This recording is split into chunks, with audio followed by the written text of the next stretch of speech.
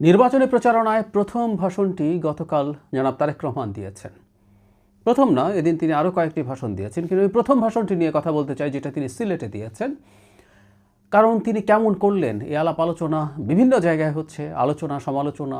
তিনি খুব ভুল করে ফেলেছেন, তিনি এমন কিছু বলেছেন যেটা তার নির্বাচনে তাকে পরাজিত করবে, এই ধরনের বক্তব্য প্রেডিক্টেবলি এসছে বেশ কিছু জায়গা থেকে।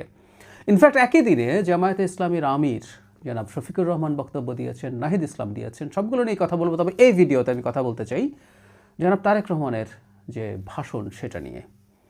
এই ধরনের বড় গ্যাদারিংয়ে ভাষণ তিনি আসলে দেশে ফিরে আসার পরই মূলত দিচ্ছেন। প্রথমটি দিয়েছিলেন তিনি দেশে ফেরার পর 300 ফিটে যে সমাবেশ হয়েছিল সেখানে, তারপর তিনি এ যাত্রা শুরু করলেন।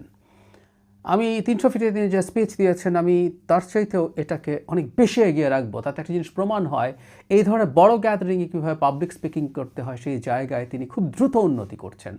শুধুমাত্র কন্টেন্ট না, তার বডি ল্যাঙ্গুয়েজ, তার ভয়েসের মডুলেশন, ভয়েসের ইনফ্লেকশন, মানে তিনি যেখানে স্ট্রেস দিচ্ছেন, তার ইন্টোনেশন, এগুলো সব কিছু মিলেই কথা বলবো। তার আগে একটু কন্টেন্ট নিয়ে বলি। স্বাভাবিকভাবে যেটা হয়, একটা নির্বাচনী ক্যাম্পেইনে একটা রাজনৈতিক দল কি করতে চায়, কি প্রতিশ্রুতি দিতে চায়, সেগুলো বলে প্রচুর।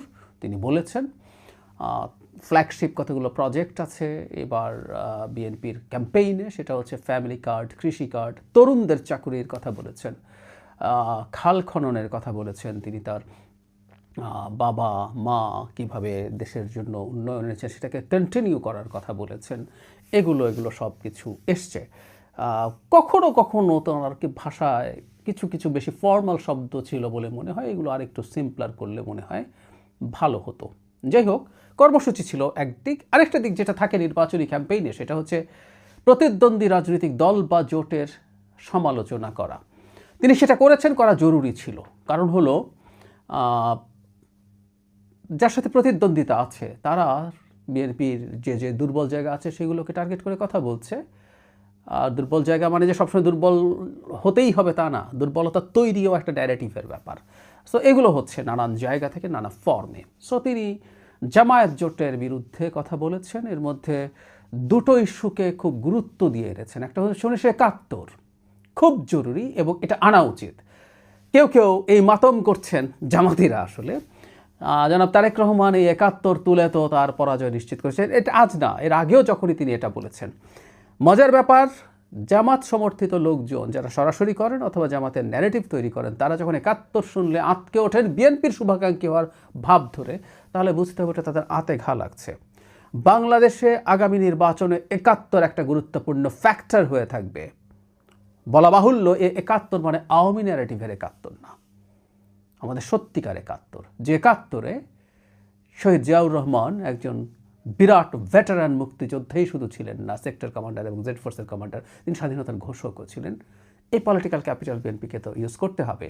তার চাইতে উনি 71-কে এনেছেন মূলত, ওকে দেখেছেন, তাকে দেখেছেন, মানে বিএনপি দেখেছেন, আওয়ামী লীগ দেখেছেন, এবার জামাতকে দেখুন সেই জবাব দিতে গিয়ে যে 71-এ তোমাকে দেখা গেছে দেশ যখন সবচেয়ে ভয়ঙ্করতম ক্রান্তি লগ্নে আমাদের ইতিহাসে, তখন তারা কাদেরকে সহায়তার মাধ্যমে কি কি করেছেন সেগুলো বলেছেন। সো জামায়াত তোমাকে আমাদের দেখা আছে, এইটাই ইনফ্যাক্ট উনি এনেছেন।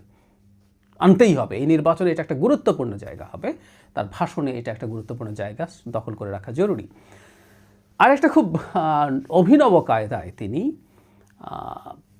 ওই যে বেহেশতের টিকিট বিক্রি ব্যাপারটাকে অ্যাড্রেস করেছেন। তিনি দর্শকদের মধ্য থেকে একজন একটু বয়স্ক মানুষকে ডেকে এনেছেন এবং তিনি হজ করেছেন, উমরা করেছেন কিনা জানার, মানে উনি বুঝতে চাইলেন যে তিনি প্রশ্নই করেছেন এখানে হজ করেছেন, উমরা করেছেন এমন কেউ একজন আসুন।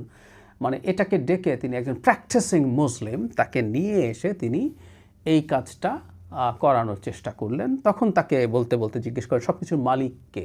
এই মালিক বলতে বলতে একটা জায়গায় এসে যে তাহলে কি বেহেশত দোজখ সব কিছুর মালিক হতো যদি আল্লাহ হয়, এই সার্টিফিকেট কে কেন কিভাবে দিতে পারে?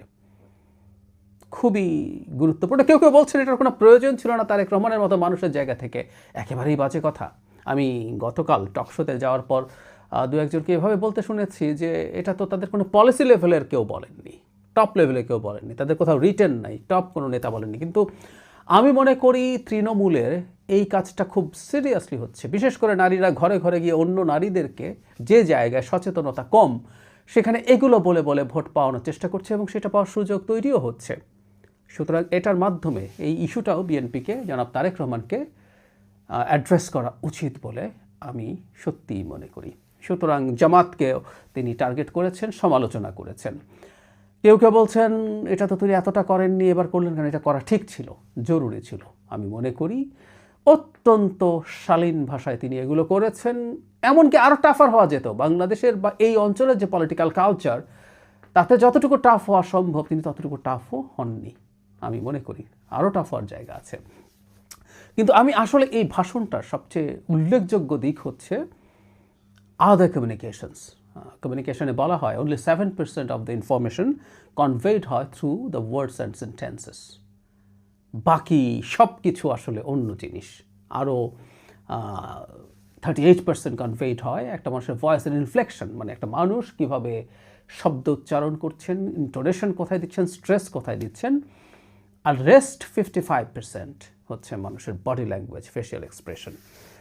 অত্যন্ত কনফিডেন্ট দেখাচ্ছিল তাকে, অত্যন্ত স্বতঃস্ফূর্ত দেখাচ্ছিল, অত্যন্ত স্বচ্ছন্দ দেখাচ্ছিল তাকে, এবং তার বক্তব্য তিনি যেটা দিচ্ছেন সেটা তিনি বিশ্বাস করেন, ধারণ করেন, সেটা মনে হচ্ছিল। এটা সবচেয়ে গুরুত্বপূর্ণ জায়গা। তিনি দেশে আসার আগে যখন ইন্টারভিউ দিচ্ছিলেন তখন আমি এই কথাটা বলার চেষ্টা করেছি যে তিনি যে ভাষায়, মানে যে ইনফ্লেকশন অফ ভয়েসে কথা বলেন, যতটা সফটলি কথা বলেন, সেটা কি এই সময়কার রাজনীতি যেটা ডিমান্ড করে। আমি ওনাকে রাইটিস্ট পপুলিস্ট হয়ে যেতে বলছি না, ডেমাগগ হয়ে যেতে বলছি না, কিন্তু মানুষের কাছে একজন নেতাকে শক্তিশালী হিসেবে দেখার একটা প্রবণতা আছে, সেটা আমাদের মতো এই অঞ্চলে তো যথেষ্টই আছে। সুতরাং সেটা তাকে দেখা যাচ্ছিল কিনা। মজার ব্যাপার, তিনি তার প্রথম স্পিচেই খুব ভালোভাবে সেটা করে ফেলতে পেরেছেন। এটাই জরুরি ছিল। এই নেতার উপরে আস্থা রাখা যায়, এই নেতার হাতে যদি দেশের দায়িত্ব তুলে দেওয়া যায়, তাহলে ইনি শক্তির সাথে, মানে ভালো খারাপ যেটাই করি না কেন আমরা, খুব খারাপ করতে চাইলেও শক্তিশালী নেতা হয়ে হতে হবে। শেখ হাসিনা ছিলেন। আবার খুব ভালো যদি করতে চাই, বিশেষ করে শেখ হাসিনা পতনের পর আমাদের রাষ্ট্রের যে অবস্থা তৈরি হয়েছে সেটাকে ভালো করতে চাইলেও খুব শক্তিশালী একজন নেতা প্রয়োজন, কনফিডেন্ট একজন নেতা প্রয়োজন, যিনি বোঝেন, যিনি সদিচ্ছা রাখেন, সেই রকম একজন নেতা প্রয়োজন। তার প্রথম স্পিচেই ইনফ্যাক্ট তিনি সেই মেসেজটা খুব ভালোভাবে দিতে পারছেন।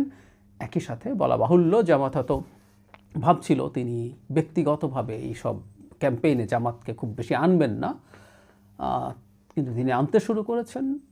অত্যন্ত রাজনৈতিক শিষ্টতা বজায় রেখে সেটা করছেন। রাজনীতি মানে, নির্বাচন মানে খুব সিম্পল, আমি কেন ভোট চাই, কারণ আমি এই ভালো কাজ তোমার জন্য করতে চাই। 2 নম্বর, তুমি ওকে ভোট দিও না কারণ ওর এটা এটা এটা একটা সমস্যা আছে। এটাই পলিটিক্যাল পার্টিগুলোর ক্যাম্পেইন হয় ইলেকশনের সময়। সো খুবই ব্রিলিয়ান্টলি তিনি কাজটা করেছেন এবং আগের চাইতে 300 ফিটের চাইতে মাচ বেটার। আমি অনুমান করি বা আমি ধারণা করি বা আমি এভাবে বলি যে আমি নিশ্চিত তিনি পরবর্তী সময়গুলোতে আরও অনেক বেশি উন্নতি করবেন। সুতরাং সাথে সাথে যদি জনাব শফিকুর রহমানকে আমরা চিন্তা করি, তার ভাষণটা আমি কিছুটা শুনেছি, আমি এটা নিয়েও কথা বলবো। অত্যন্ত ম্লান, ম্রিয়মান একটা ভয়েস। স্বভাবজাতভাবেই যেটা হয়, সংসদ নির্বাচন কিন্তু এমপি নির্বাচন নয়, এটা আদতে প্রধানমন্ত্রীর নির্বাচন। সুতরাং জনাব শফিকের সাথে জনাব তারেক রহমানকে পাশাপাশি যদি রাখা হয়, বড় বিপর্যয়ের মতো সম্ভাবনা তো আছেই। এমনি তো আদার ইস্যুজ আছে। দিন যত যেতে থাকবে, জনাব শফিক আর জনাব তারেকের বক্তব্যের যে হিউজ ডিফারেন্স, সেটা একটা খুব বড় পার্থক্য তৈরি করে দেবে বলে আমার বিশ্বাস।